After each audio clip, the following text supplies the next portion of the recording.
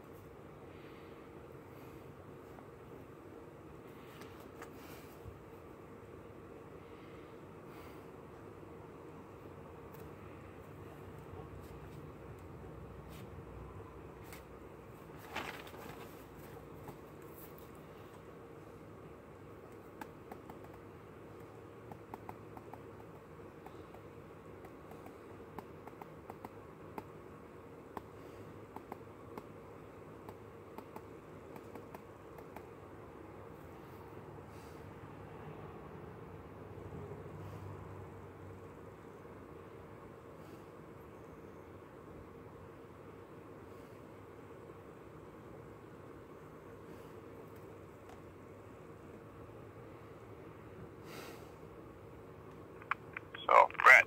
Yes. Can you hear me now?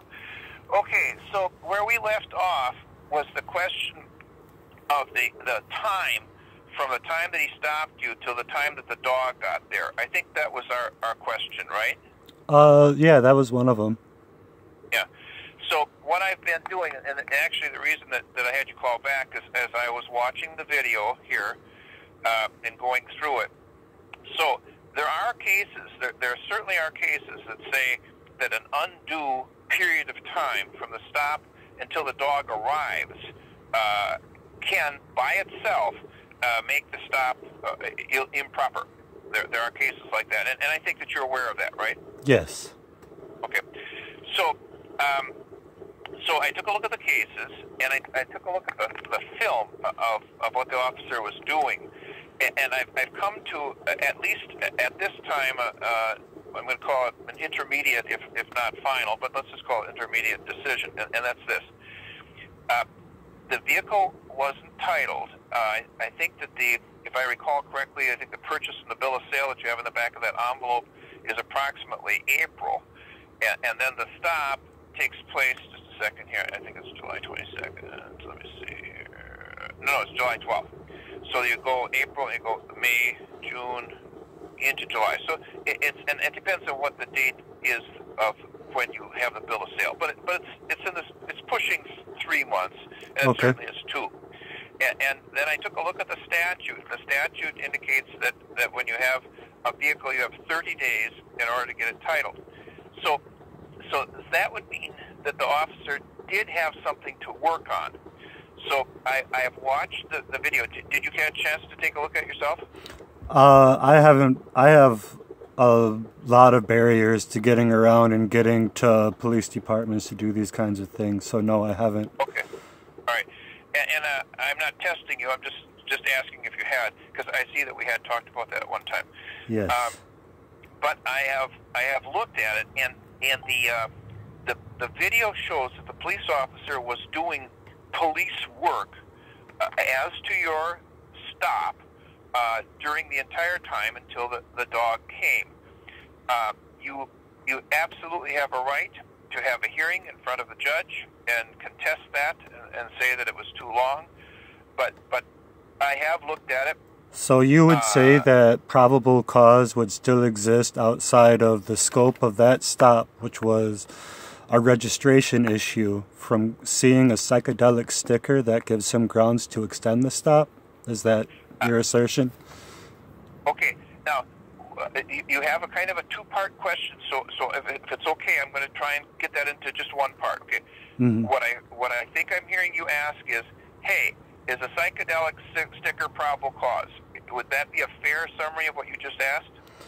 Would it be probable cause to extend it past a registration issue? Because that was addressed, I have reason to believe, long before he got the canine out there. Okay. And I also so would have had a supervisor at the scene if Chief Liebenau had given a better impression of his rank, because I believe Chief Amy Yankee is the chief of the Horicon Police Department. Yes. I didn't realize that there are two chiefs, but I thought that there was somebody on scene. She's Horicon and he's Mayville. So I was in Horicon, and I've got Chief from Mayville there on the stop. Yes. I was never told that he was from a different jurisdiction. If I would have, then I would have requested a supervisor from Horicon. Okay. That may be true, but that's where he was. That's where he was from. Okay. Yeah, I just want to get all this stuff figured out. So. Okay. So I'm going to address the possible points that you have one at a time. So I don't, and there's a fancy word, 75-cent word, it's called dispositive. I'll get that to another word in just a second. So the fact that the Chief Liebenau was from Mayville, I don't believe is dispositive of the probable cause for your arrest. I'm going to say that in more basic, which is I'm going to say it doesn't make any difference if he comes from Mayville. Now, of course, these are just my opinions, you know. However, I will say that I've been doing this since about 12 years before you were born. Okay, that's possible. I mean, Clarence Thomas has been a Supreme Court justice for a long time. Doesn't mean he's good at it. And I don't mean to engage with you. I'm just saying that I believe that I'm familiar. In fact, actually, spread out on my desk are a number of three-ring binders that I took a look at before this phone call, and they all address a stop with a dog and the question of reasonable extension of time from the first stop until the dog appears. And so that's actually what I've been looking at is those cases. And I don't. You're certainly right. A person could be on the Supreme Court and they could be dead wrong. And I'm not saying that I can be dead wrong. That I'm not dead wrong. What I am saying is that I believe I'm familiar with the rules that would apply. That doesn't mean that I'm right. It just means that this isn't my first time or second time or third time or something like that. Okay, but let's get back to it. Okay, I make my point. And in fact, let's just do the period of time from when you're stopped until the dog arrives, because that's what I picked up as being the main objection. And that's why I rescheduled you, because I wanted to see what it was. I wanted to get a good look at it. And as I said a few minutes ago, it's my opinion, and I believe that the video shows that during the time between your original stop, which is when he hit the lights to stop you, until the dog arrived, I believe that during that time he was engaged actively in legitimate police work, because he was trying to determine the status of your vehicle, and also he was writing out what he calls a 10-day, which is a warning to get the vehicle properly titled. So then he decided to give it a ticket because I wouldn't speak after I told him that I don't answer questions. He and the officer both continued to say that I don't have a right to Fifth Amendment protection since I didn't specifically say attorney. And I would also say that he violated my Fourth Amendment rights by going and reading off information from a title he found inside of my van for a vehicle unrelated to the stop. I think that this pretty well illustrates a fishing trip. And then he tries to pin a Social Security card he found on me. And then he's trying to ask, when's the last time I smoked?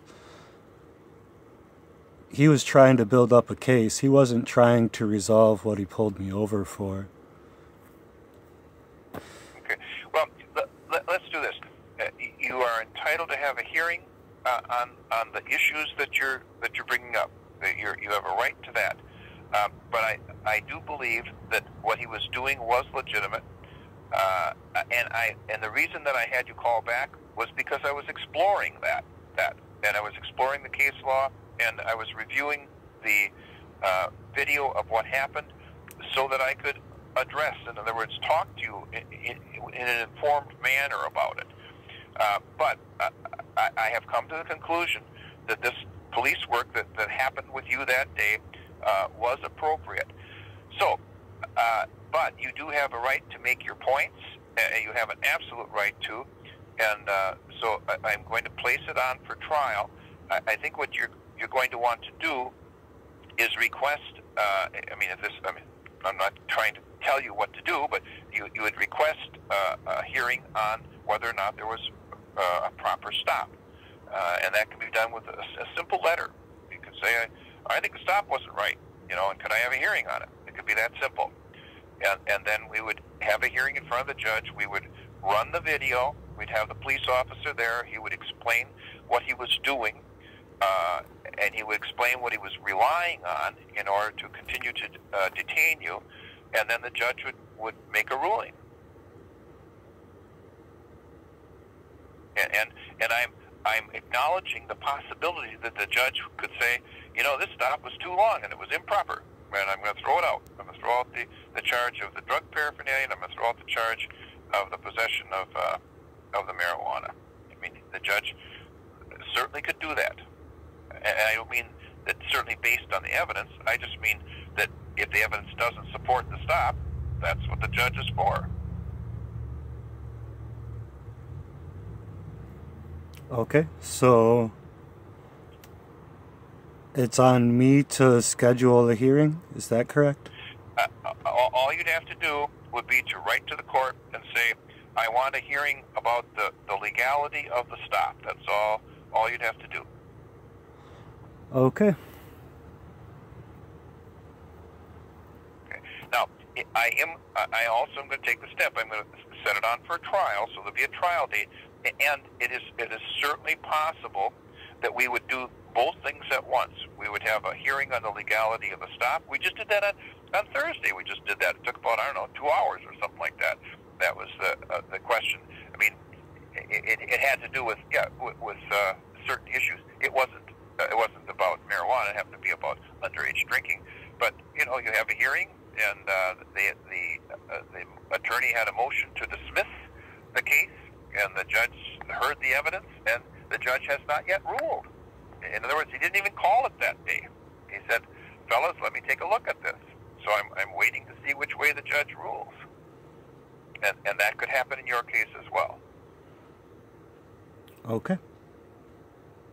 But I will be setting it on for trial. I do suggest if you want to contest the legality, I know I've said this again, and I don't mean to overemphasize it, but I'm just trying to guide you, is that you just write to the court. You see the address up there, wherever it is. I'm looking at the address on some of your papers here. Just a second.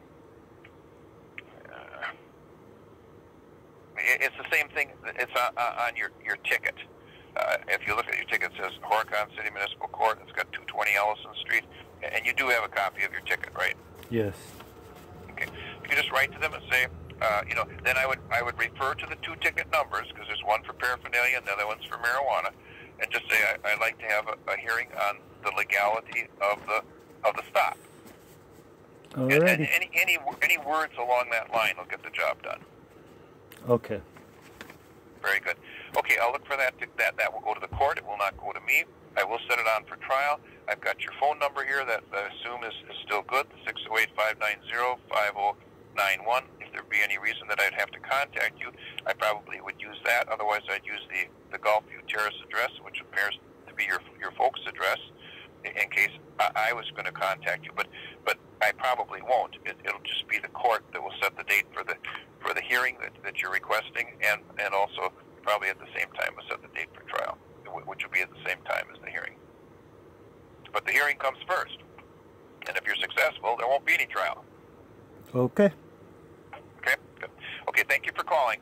Yep.